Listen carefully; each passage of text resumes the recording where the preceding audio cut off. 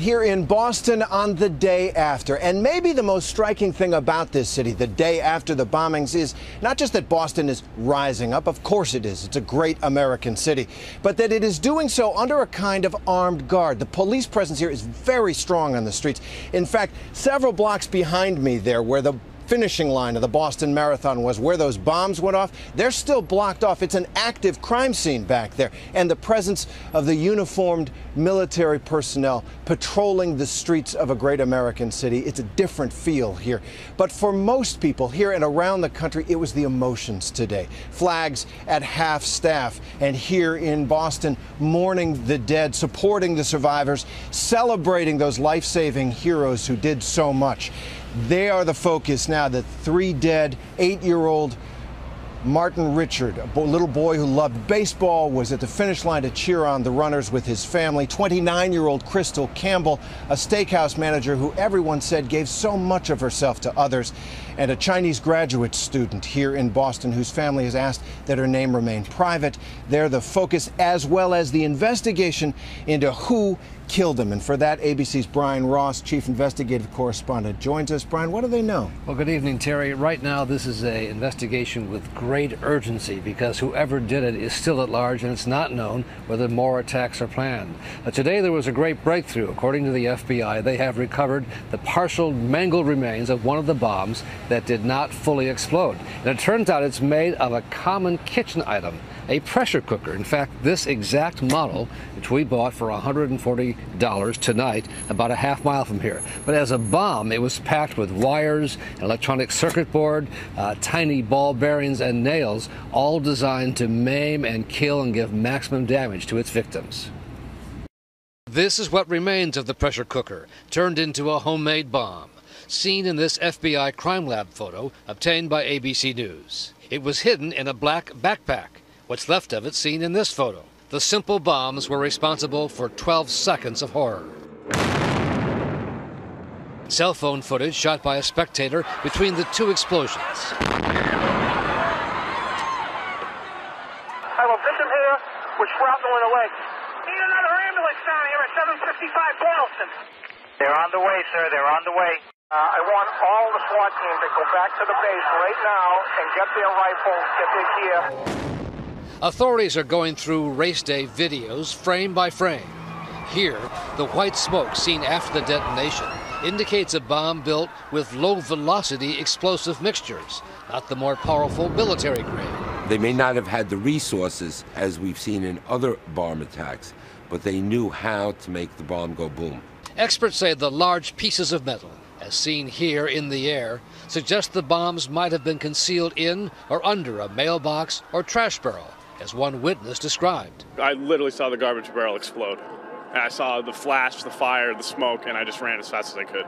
As federal agents and police continued to look for the tiniest of clues Tuesday at the crime scene, officials said they had learned a lot about the nature of the pressure cooker bomb. They have a timer device on them. It appears that this device may have been dropped in a backpack, either inside the trash cans or right outside the trash cans. Counterterrorism officials have been warning about the threat of the readily available pressure cookers for years. In 2010, the failed Times Square bomber tried to use one. An al-Qaeda internet site even provides a step-by-step manual on how to build a pressure cooker bomb. And this demonstration video from Nepal News shows their potential power. We find that the pressure cooker bombs are used quite extensively in Afghanistan and Pakistan. So in other words, this is a very similar device to the IEDs that we have found throughout Afghanistan used to kill our soldiers. Law enforcement officials say there is still no solid evidence that links the marathon bombs to al-Qaeda or to anyone else. But Tuesday, there was a new plea for help in trying to identify the bomber. Any individual who expressed a desire to target the marathon, suspicious interest in researching how to create explosive devices, the noise of explosions in remote areas prior to yesterday, which may have been used as tests by those responsible for these acts, someone who appeared to be carrying an unusually heavy, dark-colored bag yesterday around the time of the blasts and in the vicinity of the blasts. The efforts to learn who is behind a bombing often require great patience and persistence. It took 3 years, and only after the discovery of a tiny electronic part that authorities learned who was behind the bomb that brought down Pan Am Flight 103. The so-called Unabomber was at large for some 17 years, hiding out in the mountains of Montana in a cabin before a relative finally turned him in. In Oklahoma City, authorities got lucky in a few days tracing the debris of the truck bomb and its axle to the rental firm and then to bomber Timothy McVeigh. What are you looking for around here? Well, actually, they're going to try to capture everything they possibly can think will be tied to the explosive device itself. Mike Sullivan, the former head of the ATF, the federal agency that investigates bombings, gave me some insight Tuesday near the Boston crime scene. Even the smallest piece of evidence that we would look at and would simply walk over, they would capture and say that's a treasure trove for them. Even a little piece like that? Yeah, critically important. You know, it could be that one piece that might tell them exactly how the device was detonated. And that might be the only piece that's left. As Boston remained a city in grief Tuesday, with a 15-block crime scene at its center, President Obama vowed those responsible would be caught and brought to justice. What we don't yet know is who carried out this attack or why, whether it was planned and executed by a terrorist organization, foreign or domestic, or was the act of a malevolent individual. But we will find out. We will find whoever harmed our citizens, and we will bring them to justice.